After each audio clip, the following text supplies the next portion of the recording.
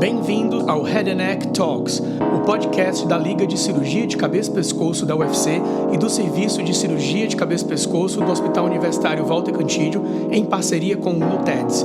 Aqui abordaremos temas gerais e específicos sobre cirurgia de cabeça e pescoço com entrevistas, matérias e assuntos diversos.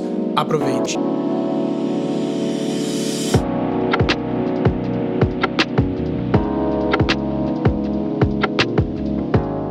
Olá, ouvintes! Meu nome é Emily, eu sou acadêmica de medicina na Universidade Federal do Ceará e faço parte da Liga de Cirurgia de Cabeça e Pescoço, a LCCP.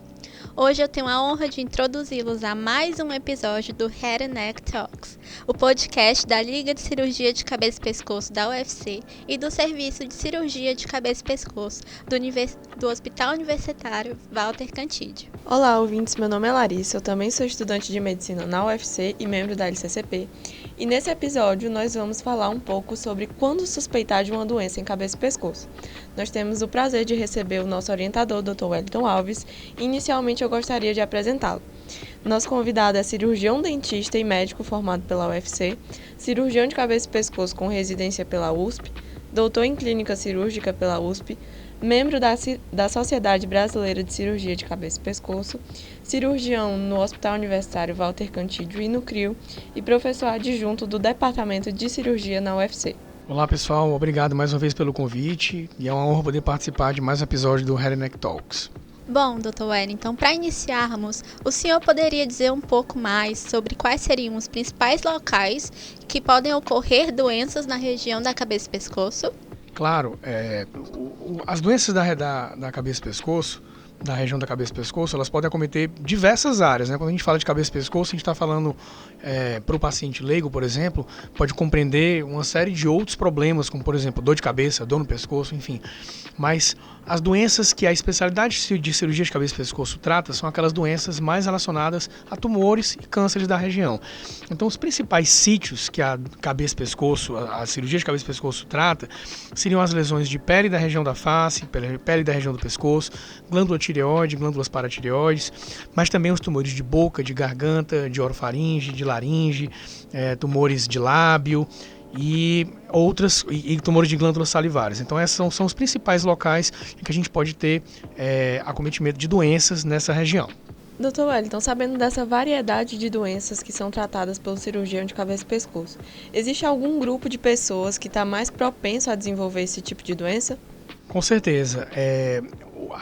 O câncer de cabeça e pescoço ele tem alguns fatores de risco que podem causar essa doença com mais ênfase, né? Então, o principal deles é o tabagismo, então, o consumo do cigarro, seja o cigarro fumado, cigarro inalado, cigarro mascado, o tabaco mascado, ele é implicado diretamente com a ocorrência de cânceres, inúmeros cânceres, na verdade, não só de cabeça e pescoço, mas o câncer de cabeça e pescoço tem uma atenção especial para esse hábito, né, tão prejudicial que é o consumo do cigarro.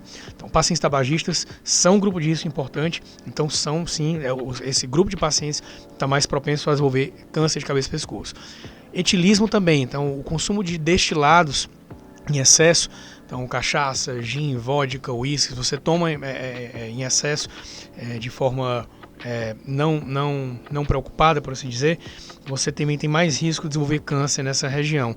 E mais recentemente, a infecção pelo vírus HPV também se mostrou como um fator de risco isolado para o câncer de garganta. Então, mesmo que você nunca tenha fumado, nunca tenha bebido, o fato de você ter a infecção pelo vírus HPV, se você for um adulto jovem, aquela infecção de 10 anos atrás, 15 anos atrás, ela pode vir a se manifestar agora como uma lesão na garganta, um câncer de orofaringe, que é um câncer de garganta, que é uma doença extremamente agressiva e precisa ser diagnosticada e tratada de forma rápida. E para finalizar também, temos como outro grupo de risco os pacientes que têm uma exposição à luz do sol de forma desprotegida. Então, não é o sol que você pegou esse fim de semana, mas é o sol que você pegou durante anos. E esse sol que você pegou durante anos, ele pode ser um fator de risco importante para o desenvolvimento de câncer de pele na região da cabeça e pescoço. Perfeito, Dr. Wellington. Quais são os sinais e os sintomas iniciais que podem sugerir a presença de uma doença na cabeça e pescoço? Existe algum sintoma específico que, mesmo parecendo inofensivo, pode gerar uma preocupação? Bom, se você apresenta ferimentos na pele ou ferimentos na mucosa, que é essa pele que fica na região da boca, né?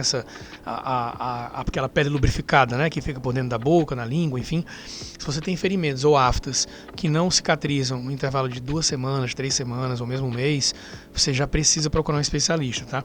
Eu não estou falando daquele paciente que tem afta todo mês e pronto. Não é isso. É muito comum você ter a situação chamada que a gente chama de afta recorrente.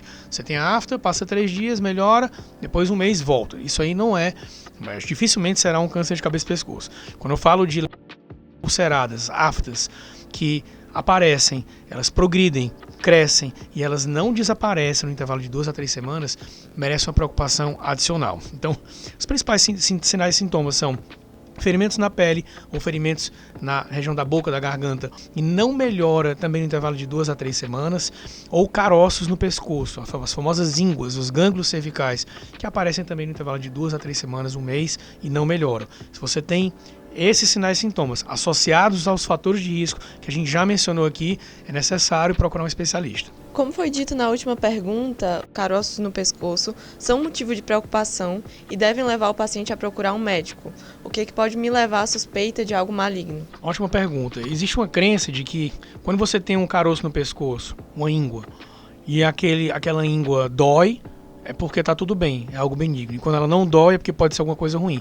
Isso não é necessariamente verdade. O que a gente tem que se preocupar é a questão de tempo de evolução associado à progressão e aos fatores de risco. Então, se você tem um caroço no pescoço que surgiu porque você estava gripado, provavelmente aquele caroço vai ser doloroso também, mas mesmo que não fosse, passou um intervalo de 2 semanas, 3 semanas, ele desapareceu, diminuiu bastante, você pode ficar mais despreocupado. Agora, se aquele linfonodo, aquele caroço no pescoço, ele aumenta de tamanho, aparecem outros linfonodos na outra região do pescoço, no outro lado, por exemplo, e eles têm aquele comportamento que você percebe que ele está crescendo, não desaparece, e ele já tem uma mobilidade prejudicada, ele é mais fixo, ele começa a irritar a região da pele, e isso vindo associado a um ferimento na boca, uma alteração na voz, que não melhora no intervalo de 3 a 4 semanas, sobretudo se você for etilista ou tabagista, aí sim é motivo de preocupação, o risco é muito maior de você ter alguma coisa maligna e precisa de uma investigação.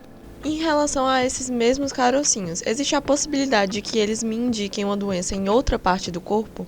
Sim, sem dúvidas.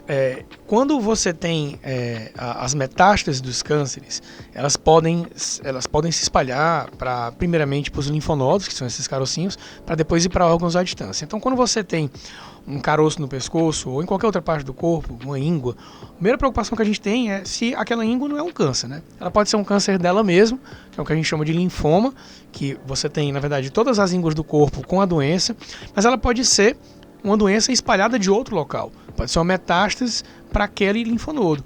Essa metástase ela precisa ser investigada para que você possa tratar o câncer de maneira geral como um todo. Mas também você pode ter um aumento do linfonodo por outras razões.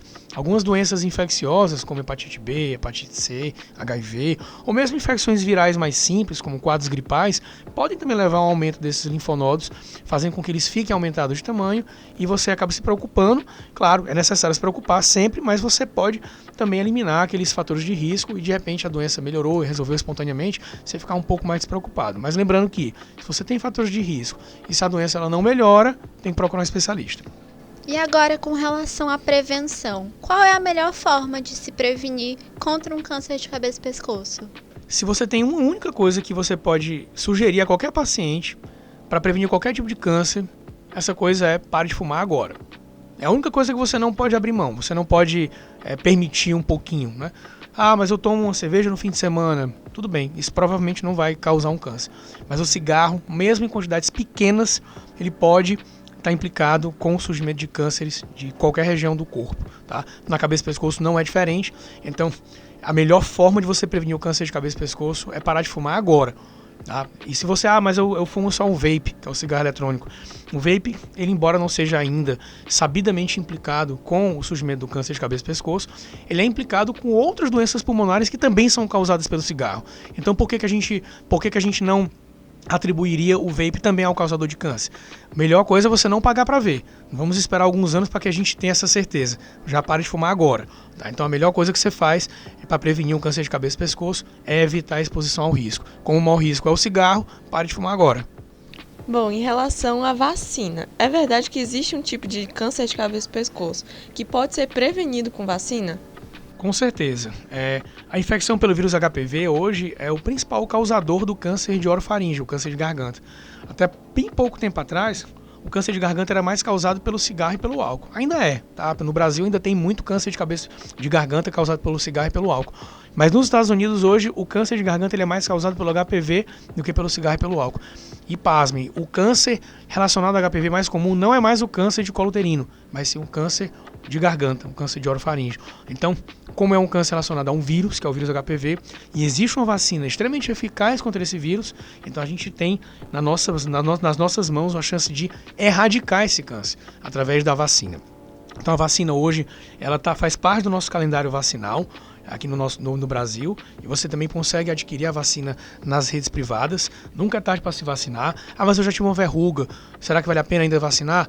Vacine mesmo assim, porque tem vários subtipos do vírus HPV, e essas vacinas cobrem uma ampla gama desses vírus que podem ser relacionados não somente a doenças benignas, como as verrugas, mas sobretudo o câncer na região da cabeça, pescoço e de colo uterino. Então a vacina ela é mandatória para você prevenir esse tipo de câncer. Bom, estamos encerrando mais um episódio do Head and Neck Talks. Gostaríamos de agradecer ao Dr. Wellington pela disponibilidade para discutir outro tema tão relevante conosco. Mais uma vez, muito obrigado pelo convite. É sempre uma honra poder participar do Head and Neck Talks, esse projeto fantástico aí da LCCP, junto com o Serviço de Cirurgia de Cabeça e Pescoço do Hospital Universitário Walter Cantídio, em parceria com o NUTEDS, que é outro núcleo bastante importante e atuante dentro da nossa universidade. Fico muito feliz toda vez que eu sou convidado, e é muito importante a gente salientar que a prevenção é o melhor remédio, tá? Parece uma coisa piegas, parece uma coisa muito comum, chover no molhado falar sobre prevenção, mas a gente nunca se cansa de falar sobre prevenção, porque só ela de fato pode acabar com o aumento crescente da incidência dos cânceres de cabeça e pescoço, que é o que a gente observa na prática. E por último, agradecemos também aos nossos ouvintes. Esperamos que tenha sido um momento produtivo a todos vocês. Contamos com a sua participação nos próximos episódios.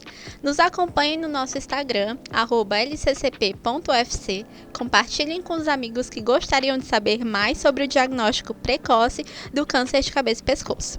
Sintam-se convidados a sugerir novos temas e participantes, e não percam o nosso próximo episódio falando um pouquinho mais sobre o câncer de laringe.